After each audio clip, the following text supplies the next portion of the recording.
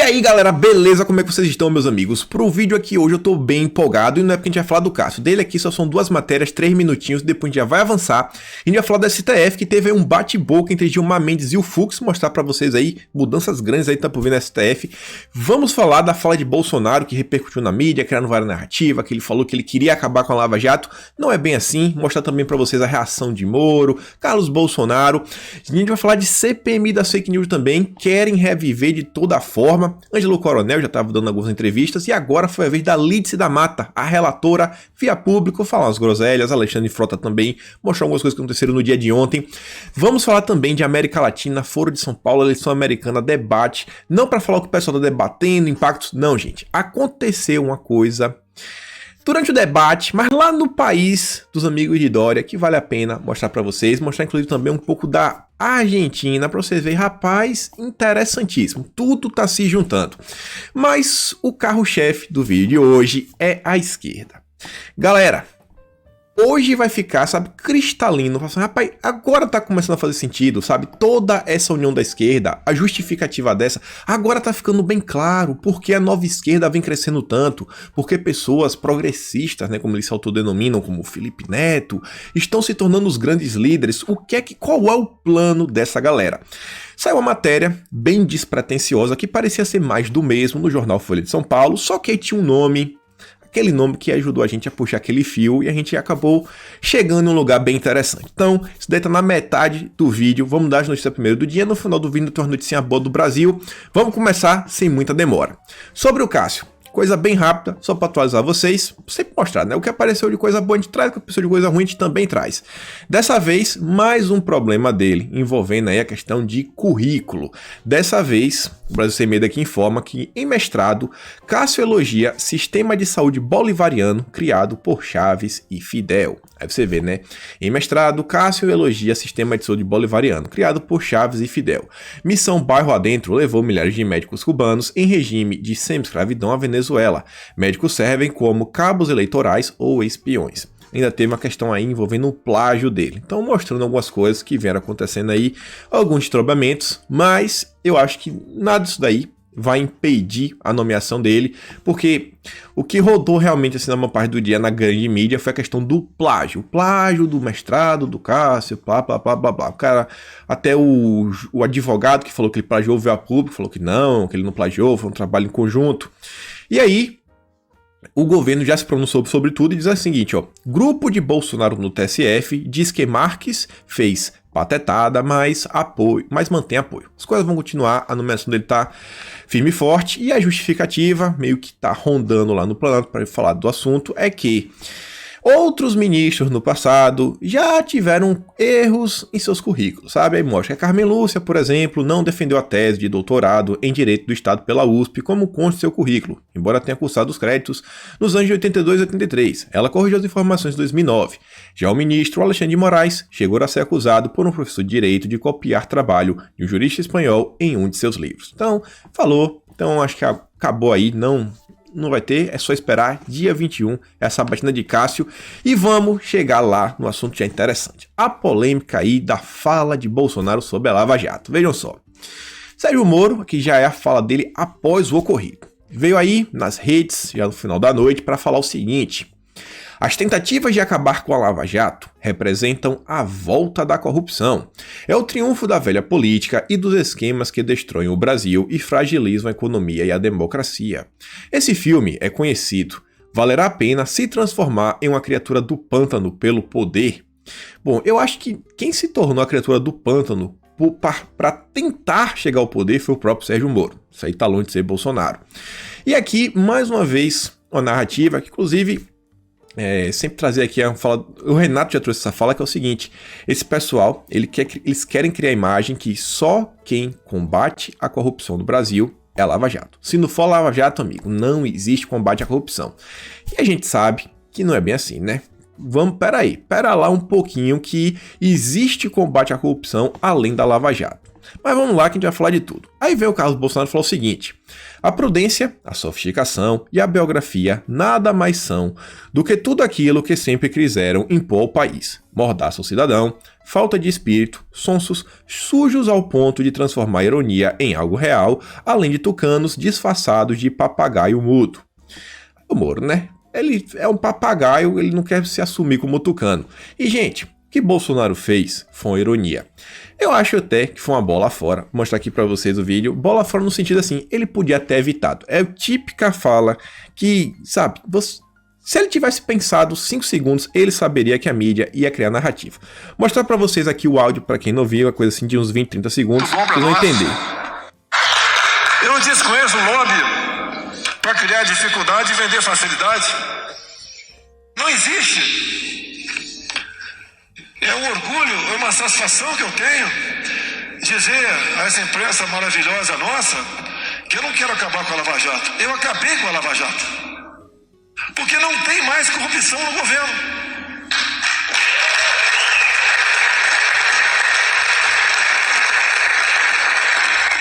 Eu sei que isso não é virtude, é obrigação. Mas nós fazemos um governo de peito aberto. Aqui já tá mostrando pra vocês, né? Deu pra entender o que é que o Bolsonaro tá falando. Fala aqui pra imprensa, né? Essa imprensa tão boa que eu acabei com a Lava Jato e com a justificativa dele porque agora não existe mais escândalos de corrupção no governo. O que é que Bolsonaro tá falando? Ele fez uma ironia pra falar que a Lava Jato surgiu aí basicamente para caçar a corrupção a nível federal, principalmente corrupção a nível governamental. A gente está vendo aí, né, o que foi que os ex-presidentes do Brasil fizeram e estão envolvidos. Dilma, a Lula, o Temer. Então, o próprio Fernando Henrique Cardoso, coisa aí vem de muito tempo. Então ele foi irônico, mas sabe como é a grande mídia, né? Teve que falar um monte de lorota ao longo do dia.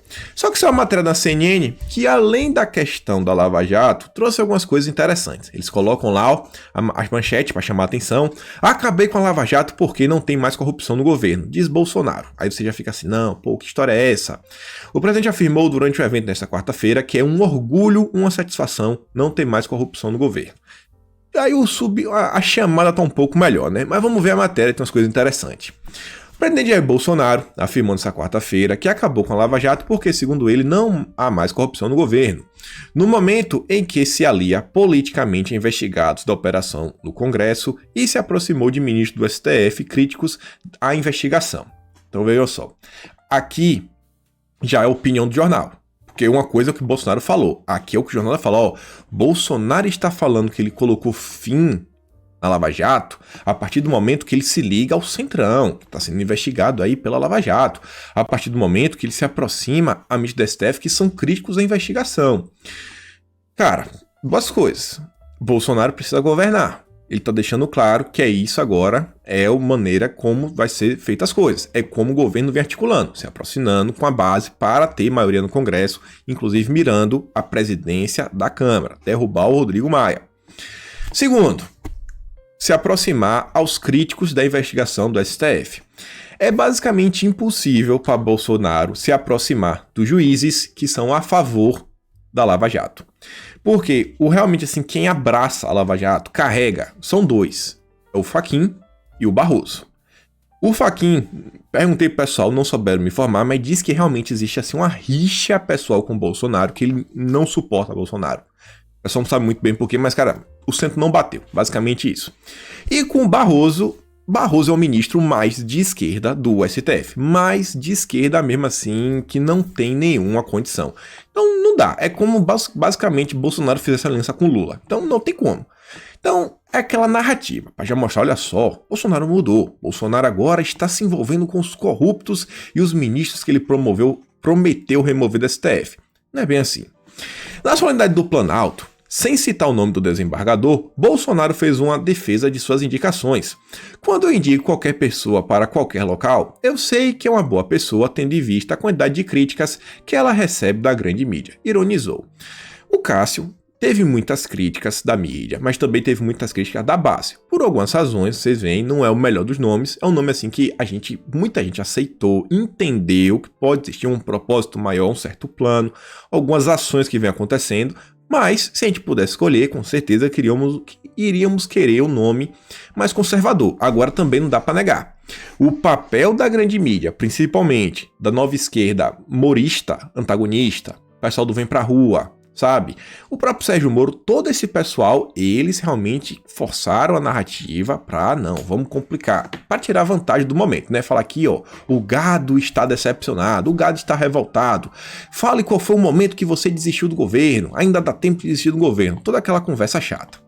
E olha só, Bolsonaro foi eleito em 2018 no rastro da bandeira de corrupção e fazendo a defesa enfática da Lava Jato. Bom, Bolsonaro, ele sempre criticou a corrupção, sim, ele vem aqui no rádio da bandeira de combate à corrupção e ele pode ter feito defesa da Lava Jato, mas volta a falar aquela coisa que a gente vem falando. Existe uma diferença entre Operação Lava Jato e os lava-jatistas. Até a Mônica Bergamo da Folha consegue entender isso.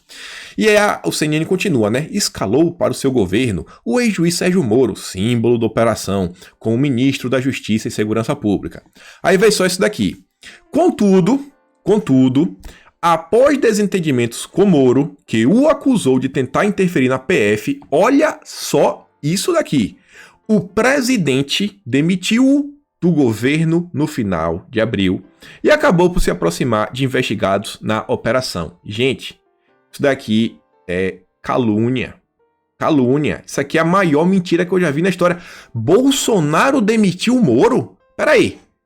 Moro convoca uma reunião, coloca jornalistas, vaza informações, fala que tá saindo, pega várias pessoas de surpresa e foi Bolsonaro que demitiu o Sérgio Moro? Até onde vai a CNN? Até onde vai a canalice da CNN? O presidente demitiu o Sérgio Moro no final de abril. Eles estão mudando fatos que aconteceram há menos de 6 meses. Foi no final de abril. Então tem maio, junho, julho, agosto, setembro. Vai fazer outubro agora 6 meses. Rapaz, o presidente demitiu o Sérgio Moro. Que narrativa é essa? Essa matéria aqui realmente é uma fake news ridícula. Mas grande mídia, né? Tem que respeitar. Aí, falando em STF, uma coisa que aconteceu ontem aí, vejam só o que o Jota trouxe mostrar para vocês as falas do Gilmar Mendes. O Fux teve primeiro embate presidencial como presidente do STF, ao votar proposta de Fux de devolver ao plenário o julgamento de ações penais. Gilmar reclamou da falta de aviso prévio. Não faz sentido chegar do almoço e receber notícia de uma reforma a ser votada. Então vamos fazer um ato institucional. Gente, o que foi que aconteceu? Sabe aquela história de turma? A segunda turma liberou Gilmar Mendes, o pessoal da segunda turma liberou os presos, não sei o que, declarou inocente? Então, esses julgamentos que envolvem decisões criminais agora não vai ser mais na segunda turma com 5 pessoas. As decisões agora serão pautadas no plenário. Isso daí pode ter algumas coisas talvez boas. Quando for um cara assim, tiver culpa no cartório, vai ficar um pouco mais difícil dele se safar, porque ele não vai contar só com o voto de Gilmar Mendes, não vai ser só 3 votos, vai precisar agora de 6. Porém, vai fazer também que o plenário tenha mais atribuições. Então o plenário vai gastar mais tempo nas reuniões de plenário, vai congestionar o STF, que já é devagar, vai ficar ainda mais devagar. E olha só o pega pra capar que aconteceu ontem. Aí vocês vão entender porque, inclusive, o STF, ele não é um órgão unido, existem grupos. E das coisas que eu falo para vocês algumas vezes. Olha o que o Gilmar Mendes falou. Isso serve de aviso para outras situações, que reformas regimentais devem ser primeiro avisadas aos ministros para serem discutidas. De fato, não faz sentido a gente chegar do almoço e receber a notícia de que tem uma reforma regimental que será votada. Não, a verdade é que, Excelência me perdoe, mas eu sempre fui de prestigiar os presidentes, inclusive como vice-presidente, e votei inúmeras propostas regimentais no momento imediato. A Vossa Excelência tem todo o direito de se manifestar nesse sentido, e eu peço vênia eventualmente. Devemos sempre lembrar isso. O presidente é um coordenador de iguais. Coordenador de iguais. Sim, é preciso dialogar, e isso todos nós nos habituamos a isso. Passo a palavra agora a mim. Então Vossa Excelência não se opõe, não é mesmo? Eu não me oponho, mas faz essa ressalva de que Eu vou, inclusive, tome esse cuidado em relação aos colegas, porque senão, de fato, então vamos fazer um ato institucional e passa-se a fazer dessa forma. Não é assim. Tá? Não é assim que se procede. Ministro Carmen Lúcia. Então vocês veem, né? Lembrar pro senhor que o senhor é o presidente de iguais. Ultimamente mostrando aí que quem manda, ó. Quem manda aqui, galera, é a gente, viu? Fux, você chegou agora, aguente um pouquinho, você pode ser presidente, mas lembre, que é o que eu falo pra vocês, no STF pode ter um presidente, mas não tem chefe. Só tem um que tá aí à frente, que vai descer as decisões, mas todos têm o poder da canetada. Então começou a ter um certo embate. Aí vocês veem, né? Porque Bolsonaro às vezes optou por se aproximar de uma certa ala e não de outra. O negócio é bem complicado, bem complicado. E olha só o contexto da mudança que foi aconteceu. A mudança regimental representa o movimento de Fux para tentar frear as derrotas que a Lava Jato tem sofrido na segunda turma nos últimos anos. O presidente é grande defensor da operação. O Fux é um pouquinho próximo desse pessoal. Em seu discurso de posse, destacou o papel do STF na luta contra a corrupção. Assim, ainda que o futuro substituto do ministro Celso de Mello, Cássio Nunes, seja contra a Lava Jato, agora as ações que envolvem acusados na operação precisarão de um maior número de votos para que os réus ou investigados sejam beneficiados por uma visão mais garantista. Outro impacto com a mudança é que o plenário poderá ficar ainda mais congestionado. Foi o que eu falei para vocês. Não vou ler o resto, mas olha só. Sempre faz questão de colocar o Cássio é contra a Lava Jato. Ele não falou que ele era contra. Ele deu entrevista, o Marcos Duval aí deixou vazar aquela reunião que teve com os senadores. Ele falou que não, ele acha que tem muitos avanços. Agora ele alerta para os excessos da operação, apontando para os lavajatistas. É a mesma linha aí do Aras. E o interessante é o seguinte, ó, esse jornal, o Jota, foi o grupo aí que intermediou, fez a mediação, foram os mediadores do bate-papo entre o Barroso e o Felipe Neto. E aí eles estão assim um pouco insatisfeitos, falando o seguinte, ó: agora as ações que envolvem acusados na operação precisarão de um maior número de votos para que os réus ou investigados sejam beneficiados por uma visão mais garantista. Gente, a visão garantista, em teoria, é aquela que vai seguir o que está no papel. Se está no papel, cara, vamos seguir aqui, não vamos tentar fazer malabarismos com a Constituição. Ou seja, essa galera está defendendo o ativismo judicial. É aquela interpretação proativa da Constituição. É o judiciário passar por cima do executivo e do legislativo. O que o Barroso aí, né, fala que é um dos grandes papéis do STF, que inclusive o Sérgio Moro concorda. Tem método? Será que é a opinião do escritor ou será que isso daí realmente assim, é um fato? Vai vendo como são as coisas. E aí, avançando, pra gente falar aqui de CPMI, que tem até um pouco a ver, né? O STF tem um inquérito da CPMI, o inquérito das fake news. Agora foi a vez da Lídice da Mata vir a público para falar da questão aí da CPMI. Não é que ela veio a público, o antagonista foi atrás. O antagonista realmente está tentando reviver a CPMI, já tem aí umas 4, 5 matérias desde o final de semana, falando que o Centrão quer enterrar, falando. Vamos ver o que foi que ela falou dessa vez. Relator a aviação de Alexandre Frota como resistência ao fim da CPMI das fake news. Olha só. A relatora, a Lídice, disse ao antagonista que o depoimento do Frota à Polícia Federal deveria incentivar a reativação da comissão, paralisada desde o início da pandemia. Claro, voltar os trabalhos e voltar a investigação. Sobre esse assunto, Lídice não quis comentar, mas afirmou: talvez a atitude de Frota possa ser entendida como uma resistência. Frota disse à PF que Eduardo Bolsonaro e Carlos são os mentores da linha estratégica e das informações que deveriam ser difundidas pelo gabinete do ódio. Leia mais aqui. Então, mais uma vez, a Lídice da Mata vem aí com essa narrativa, a todo custo estão tentando reviver. E por que o antagonista tá tão empenhado nisso? Você vê como é a coisa, né? O inquérito das fake news, eles falam que é inconstitucional, eu quero tudo fim do mundo, eles querem que acabe. Por quê? Porque começou indo atrás deles. Devido àquela matéria, o amigo do amigo de meu pai. Agora, como a CPMI só vem atrás dos bolsonaristas, aí eles batem palma. Não, bate palma. A única vez que eu vi a CPMI realmente ir atrás de alguém que deu uma repercussão foi quando chamaram o Hans River, que eles queriam derrubar Bolsonaro por disparos de mensagem irregular, disparos em massa, e o cara falou: cara, eu não disparei pra Bolsonaro não, agora eu fiz disparo pro PT. E aí o assunto desapareceu, ninguém comentou do assunto. Inclusive o Hans River foi chutado do partido que ele fazia parte, ele era afiliado ao PTB do Roberto Jefferson, foi expulso do partido por falar mal do PT. E aí o pessoal quer reviver. A Lídice da Mata, vocês devem conhecer, é aquela que participou das redes cordiais, aquele evento lá que o Ayan participou, das pessoas que querem controlar a internet. Ela, inclusive, é a própria pessoa, enquanto relatora, ela fez o requerimento, acho que é o 252 de 2019, que ela convoca o Ayan para prestar depoimentos, e agora tá aí.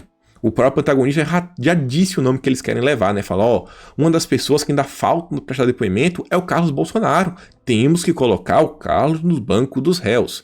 Querem a todo custo usar, sabe, essa ferramenta para caçar pessoas na rede, que faz algum papel, algum trabalho nas redes. E sobre a questão do Alexandre Frota, Cláudio Dantas, ele fez uma matéria também para o protagonista falando o seguinte, olha a manchete. O presidente é comandado por um joystick, diz o Alexandre Frota.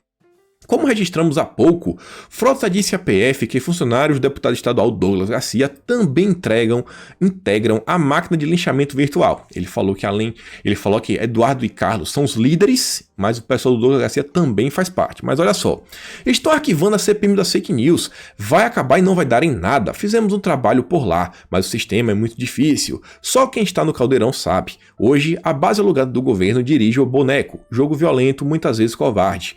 Vou guardar energia para o futuro, pois a hora de o bicho pegar não é agora. Os documentos entregues à PF são importantes, ainda acredito na justiça. As investigações da CPMI se cruzam com os atos antidemocráticos. Não tem como fugir. As investigações e as provas se cruzam. Olha só, né? Tá tentando juntar tudo num pacote só, a todo custo. Lembrando aí que o Alexandre de Moraes, lá do STF, falou que pretende encerrar aí, né, todas as diligências, coisas e talvez já dar uma sentença aí em novembro sobre os inquéritos antidemocráticos, esses inquéritos do STF. O interessante aqui agora é que Frota coloca mais um grupo no balaio e está querendo colocar pressão. São os funcionários do deputado estadual Douglas Garcia. E por que essas pessoas? Ele deve estar falando, por exemplo, do André Petros, o Edson Salomão. O Edson mesmo sofreu 2 buscas e apreensões da PF nos inquéritos do STF. E essas pessoas, o gabinete de Douglas Garcia, eles são intrinsecamente conectados com o movimento conservador. Por quê? Porque o movimento conservador, como ele é hoje, ele veio da direita a São Paulo. Quem sabe um pouco da história viu acompanhando, começou lá um movimentozinho, fazendo uma coisa aqui, outra colar, foi crescendo. Quando saiu do âmbito de São Paulo, começou a ficar um pouco de outros estados, começar a ter mais apoio, falou, pô, não dá pra manter mais o nome direita São Paulo, vamos mudar para movimento conservador. Então o pessoal que tem traquejo, tem movimento de rua, já tá lançando já lançou um deputado, foi o Douglas Garcia, mas tá lançando agora vereadores, candidatos, tem até candidato a prefeito. Paula Marisa é do movimento conservador, é ligada. Então, o Frota não quer trazer esse pessoal à toa. É um grupo aí que realmente fortalece a direita. Então, já tá querendo colocar todo mundo no meio. E ainda teve mais coisa da CPMI no dia de ontem. O Frota veio aí, deu repercussão, saiu na Cruzoé, saiu na Jovem Pan. Trouxe aqui a matéria da Jovem Pan porque é onde está o comentário do Facuri. Olha só, Jovem Pan News, depoimento de Frota aponta Otávio Facuri como financiador de atos antidemocráticos. E ele fala o seguinte, aí você entra para ler a matéria e não há nenhuma descrição sequer de algum ato que seja antidemocrático. Aí ele diz o seguinte, minha resposta ao jornalismo que não me procurou para me ouvir. O deputado e ex-ator insiste em propagar inverdades a meu respeito. Lendo pela imprensa, vejo que ele contradiz a si mesmo. Primeiro, não houve nenhuma reunião em 6 de abril de 2018 para discutir estratégia de campanha. A campanha não tinha sido iniciada nessa data, e depois ele faz todo uma thread. Além disso, a Cruzoé fez aí uma matéria falando, olhem só, Otávio Facuri procurou Eduardo Bolsonaro para adquirir uma rádio. Aí o pessoal perguntou, tá, e qual é o crime nisso?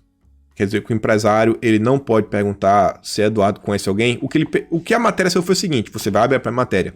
Não, o Otávio Facuri, ele pediu para Eduardo Bolsonaro assim, ajudar a tentar achar alguém que queira vender uma rádio. Falou assim, pô Eduardo, conversa aí com o pessoal da Evangélica, que muitos deles têm rádios. E Eduardo Bolsonaro falou com o R.R. Soares, falou, pô, vou mandar o Facuri te procurar, passou o número e ficou nisso. Não se envolveu mais. Mas o pessoal quer criar uma notícia crime. Aí você vê como são as coisas. Operação Mãos Limpas.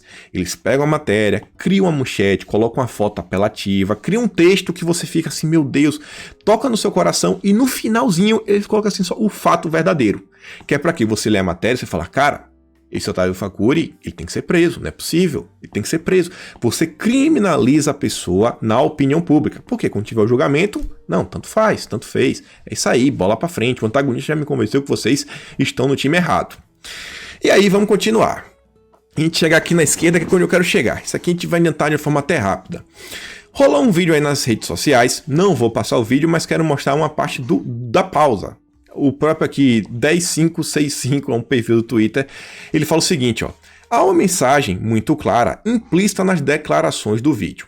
Vou deixar o print da parte onde aparece. E que é o vídeo? É uma argentina, ela tá falando sobre a situação do país, como as coisas estão complicadas. Ela tá falando que não estão permitindo que comprem dólar, não pode mais comprar dólar, não pode. E falou que se quiser, sabe, criar um fundo, criar uma poupança, só pode ser se for em yuans, que é a moeda lá do país dos amigos de Dória. Coincidência? O embaixador da China, que está no Brasil, o Yang, antes de vir para cá, sabe onde ele estava? Na Argentina. Interessante, né? Interessante. Aí você vê, olha outro pedaço do vídeo. É um desastre. O comunismo avança todos os dias. O pessoal lá na Argentina vendo que a coisa tá bem complicada. E aí, você vê aqui, que ainda desse entorno do Foro de São Paulo, Eduardo, mais uma vez, mais um dia consecutivo, tá falando isso aqui de forma frequente, tá falando, ó, apoiado aí o Herman, não sei o sobrenome do cara. Se a União Europeia souber de 1% das coisas que ocorrem na Venezuela, saberia que é impossível haver eleição nesse cenário. A mesma eleição de qualquer país democrático é que tem que haver na Venezuela. Eleição com condicionantes é ditadura. E aí o cara tá falando que com a ajuda do governo de Sanches estão se organizando uma farsa para celebrar umas eleições que para perpetuar o Maduro no poder.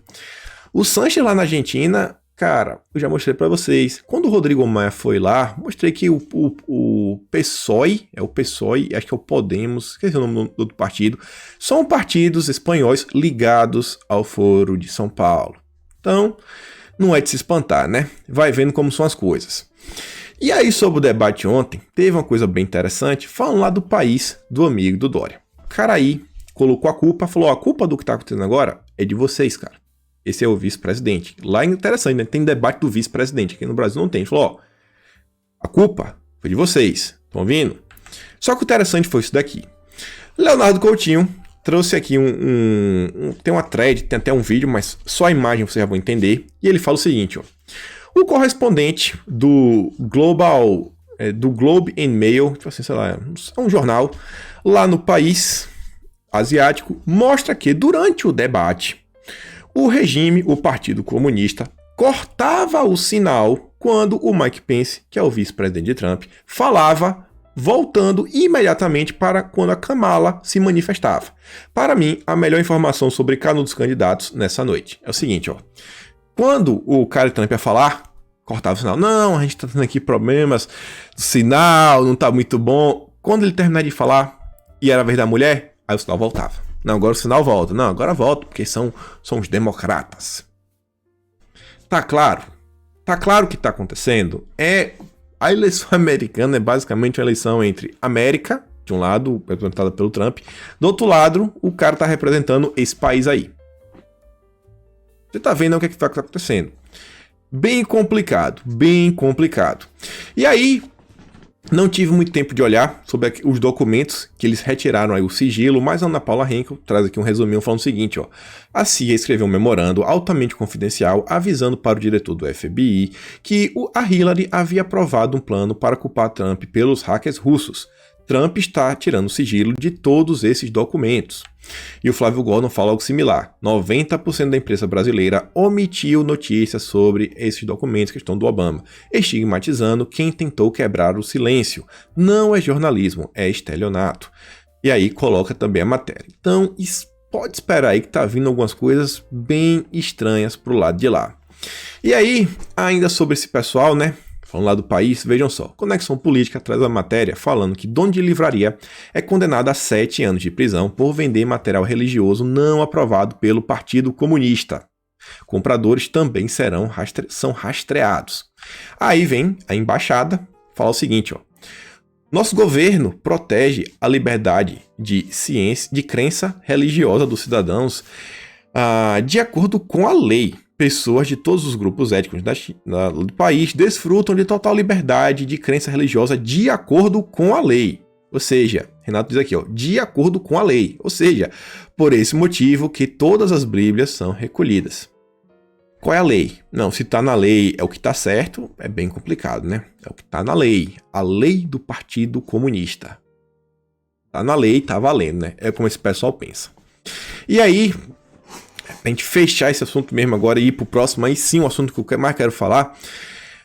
O senador americano fala uma coisa que a gente vem falando bastante aqui, que está acontecendo no Brasil. Ele está falando que hoje o maior perigo para o direito de livre expressão, sabe? Poder falar mesmo, sem nenhuma censura, está nas grandes empresas de tecnologia. Não à toa, essas PLs no Brasil 26, 30, 30 e 44 estão tentando inserir, né? Não à toa o Barroso chamou essas empresas para participar da eleição. Então vai vendo, não está acontecendo só no Brasil. E aí o James Woods, ex-ator de Hollywood, aí coisa, não sei se ele foi ator ou se foi diretor. Me desculpa aí de cinema, errei essa daí. Mas ele diz o seguinte, ó, mais um incrível e importante razão do porquê Trump precisa ser reeleito. E aí ele fala sobre isso daí. E aí então, chegamos ao que eu queria falar.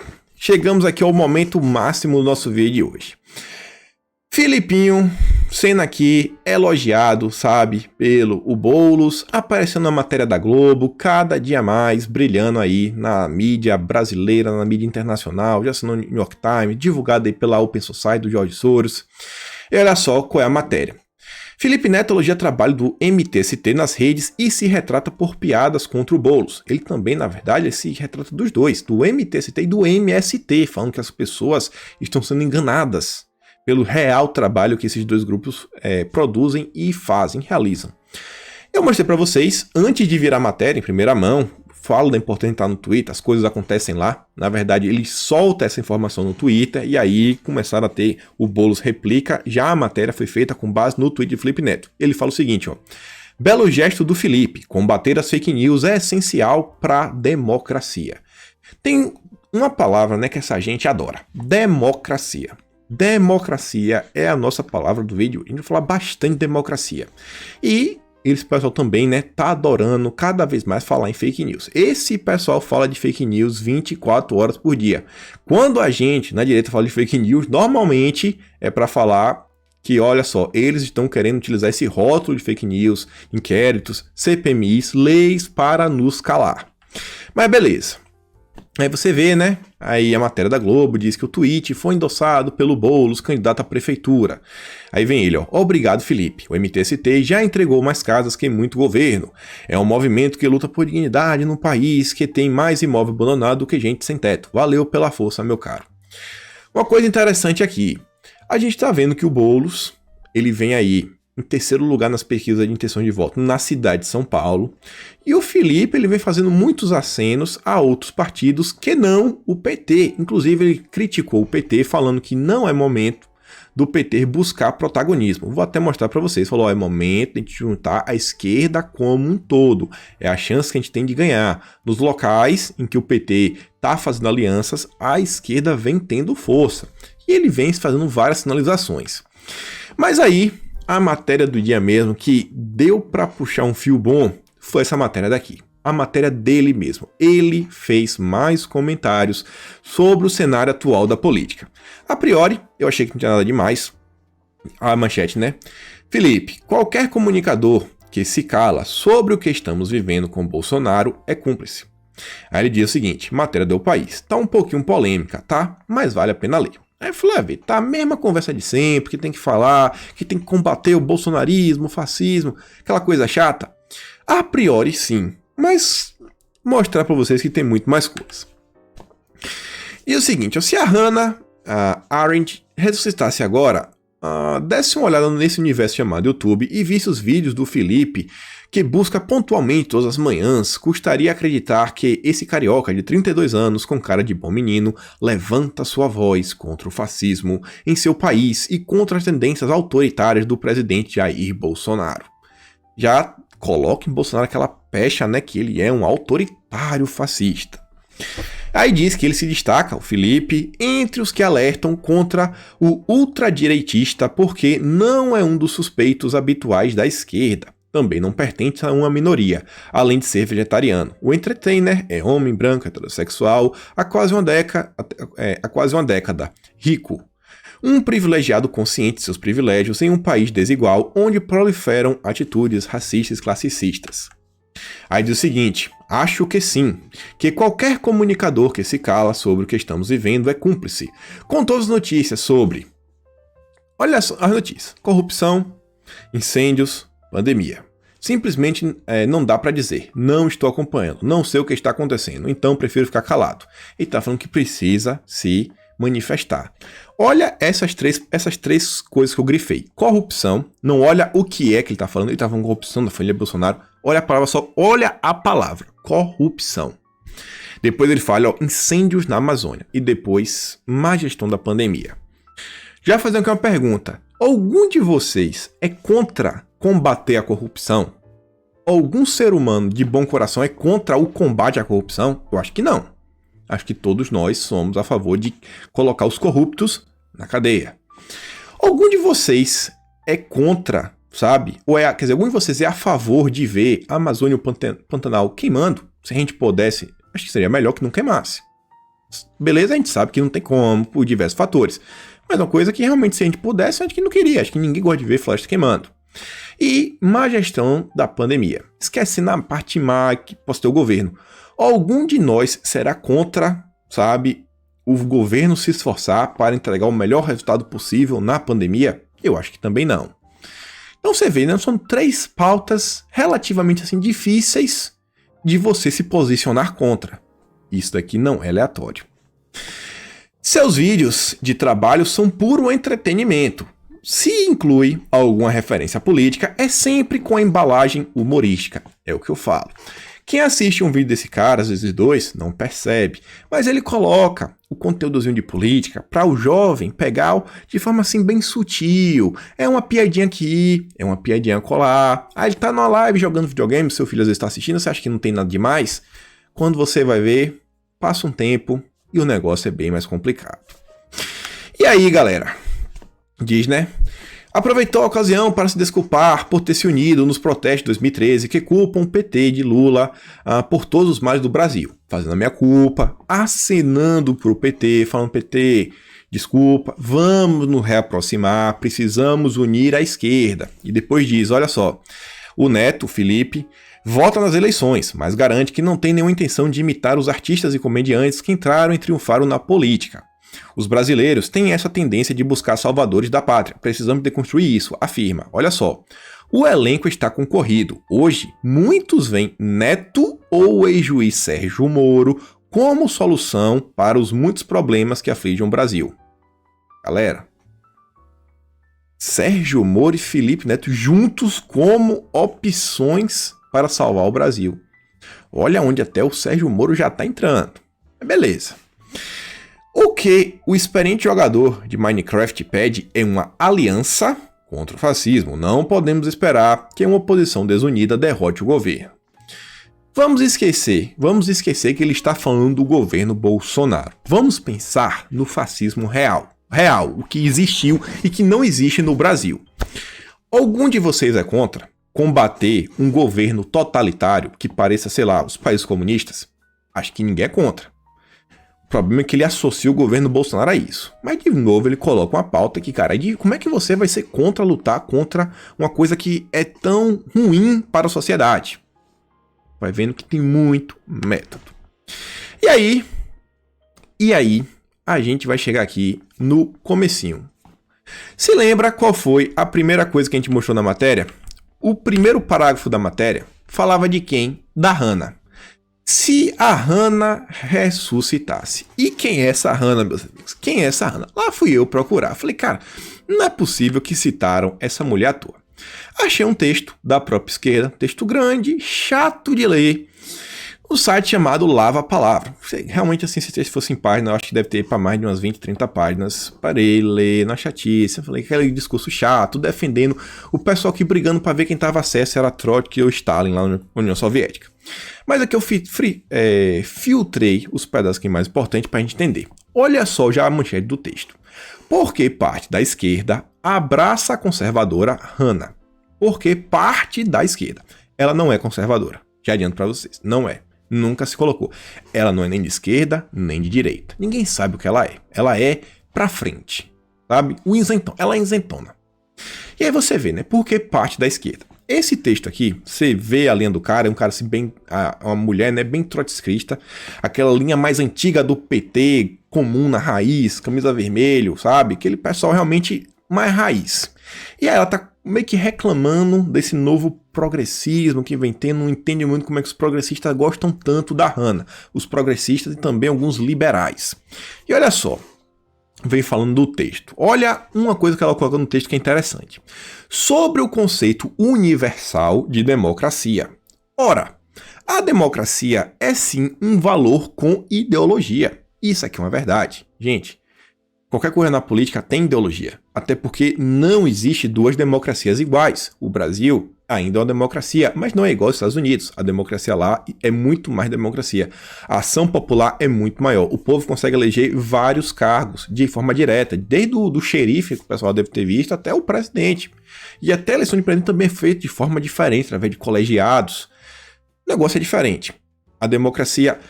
Pronto, a Coreia, a do Norte, não é a do Sul, que é uma democracia, elas dizem que é República Democrática da Coreia do Norte, negócio desse, é popular.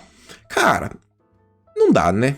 Você vê que assim, muita gente que não tem nada de democrata, adora usar essa palavra democracia. Usa por quê? Porque tem um apelo emocional. Aí ela vem, né? Olha só. Pois não existe nada que seja neutro nesse mundo. Sim, não tem nada neutro na política. Tentar universalizar conceitos é esquecer de fazer análise da totalidade. Pior, é esquecer ou ignorar que a sociedade é dividida em classes antagônicas e, portanto, dividida também em divergentes interesses. A questão é que, nesse embate, historicamente, a classe burguesa está ganhando... Esquece esse pedaço, aí vem. Quem ganha o jogo dita as regras dele. O que isso significa? Significa que, enquanto a classe dominante não controla somente o Estado, mas as ideias dominantes, a educação, a pedagogia e até mesmo a linguagem. Se o establishment, vou mudar a palavra, é quem ganhou, é a ideologia que favorece que será hegemônica e que fará parte do imaginário do dito senso comum. Galera, isso daqui não é exatamente o que a gente vem vendo? O establishment tomou conta do Brasil e eles tomaram conta do imaginário popular. Aí, de forma clara, eles tomaram conta de tudo. Ó. É as ideias deles que correm dentro da educação. Por isso que a gente luta por uma escola sem partido, por homeschooling. Questão da pedagogia, Paulo Freire, eles venceram. Até mesmo a linguagem. O que é que esse pessoal está tentando falar? Que eu estou mostrando para vocês dias seguidos. Linguagem neutra. Palavras, os traquejos. Você, às vezes, acaba falando uma coisa que você... O jeito de falar já é um jeito esquerdista da coisa. Vai vendo.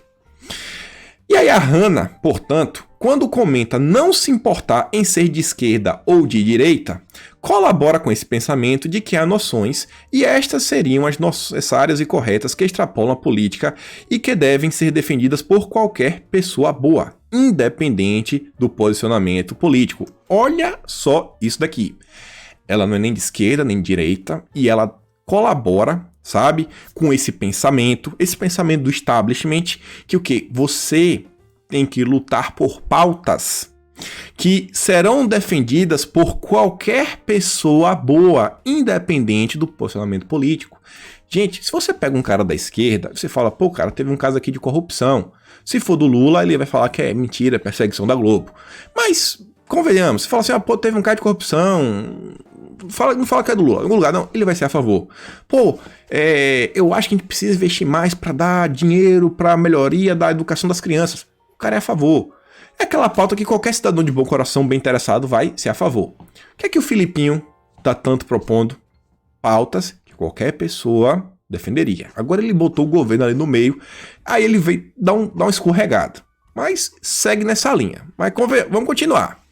Por exemplo, quando tenta-se construir uma frente ampla, essa palavra não grifei à toa, extremamente abrangente, que inclua todos os partidos de esquerda e mais políticos, partidos de direita, como o PSDB, por exemplo, o que se pensa é que é preciso construir uma frente democrática em que diferentes partidos de esquerda e até mesmo de direita consigam concordar em um ideal em comum, a defesa da democracia. Olha só, não. A forma como a gente vai unir a esquerda com a nova esquerda é a defesa da democracia.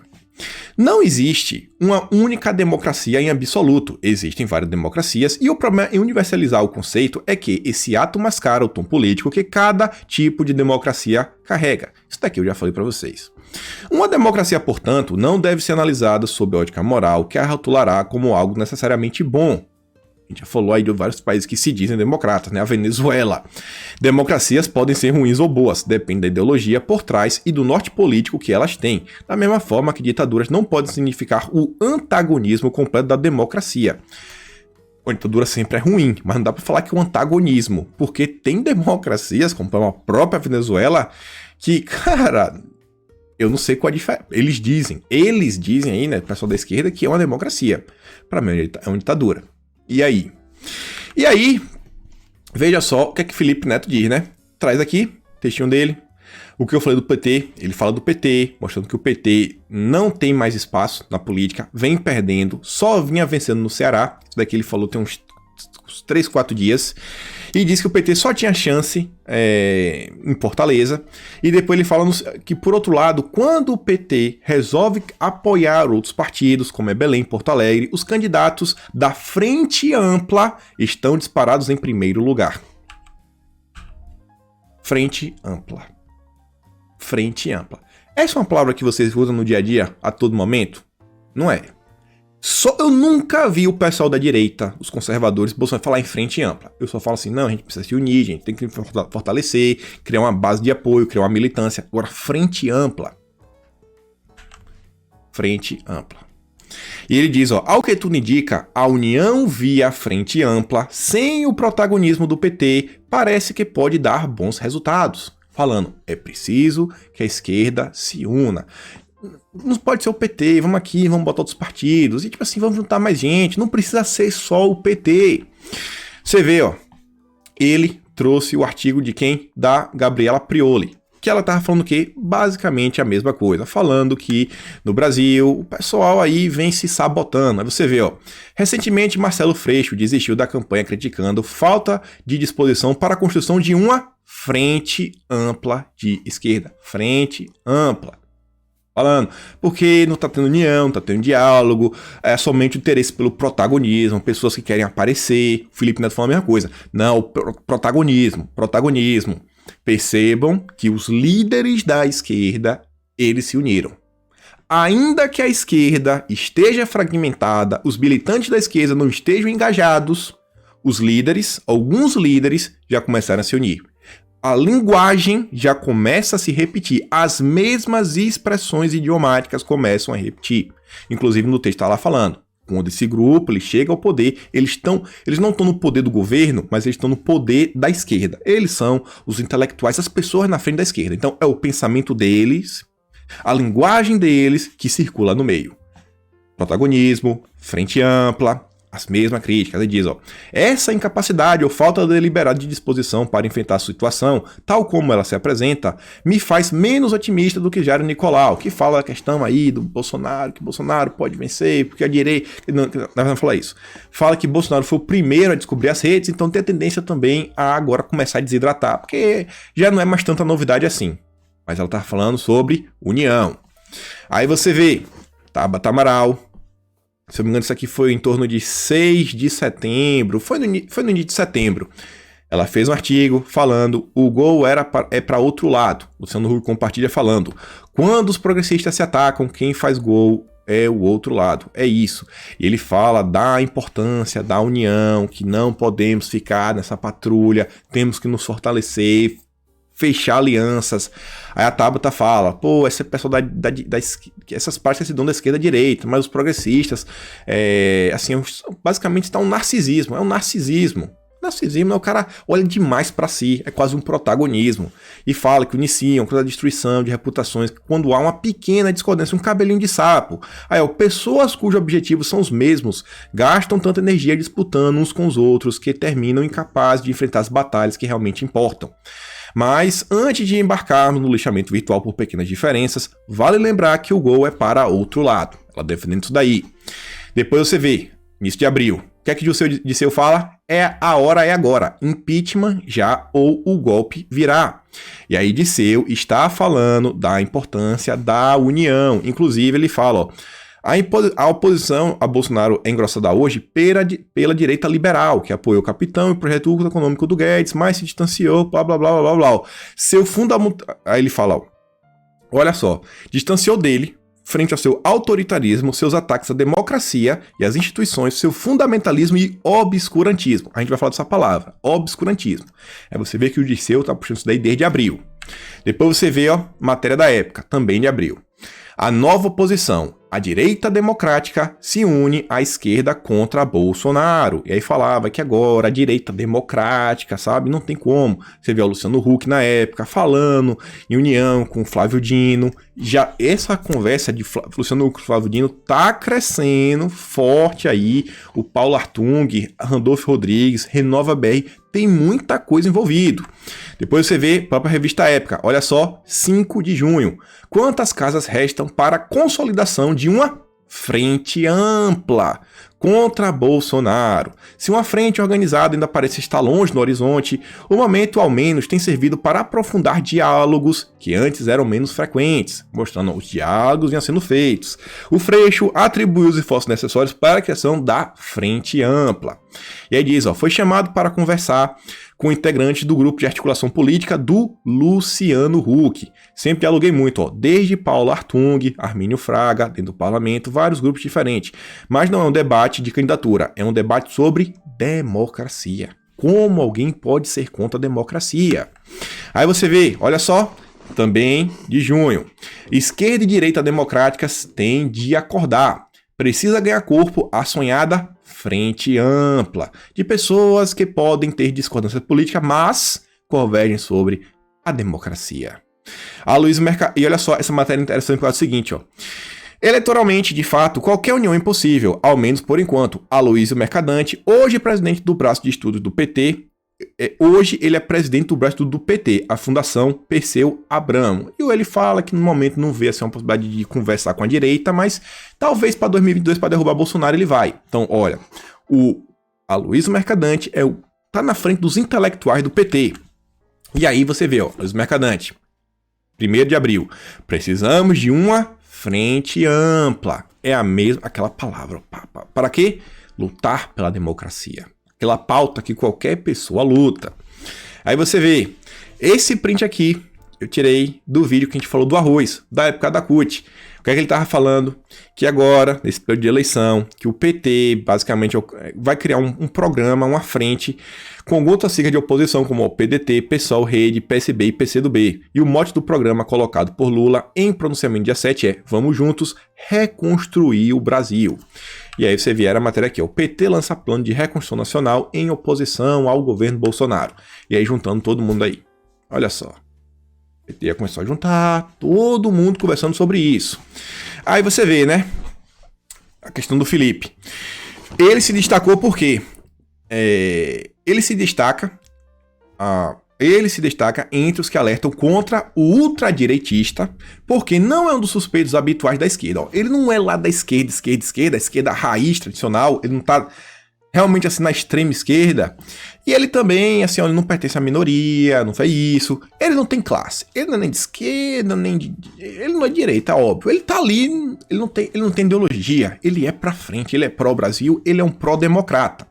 Não tem pautas. E aí eu mostro pra vocês a defesa de coisas aleatórias.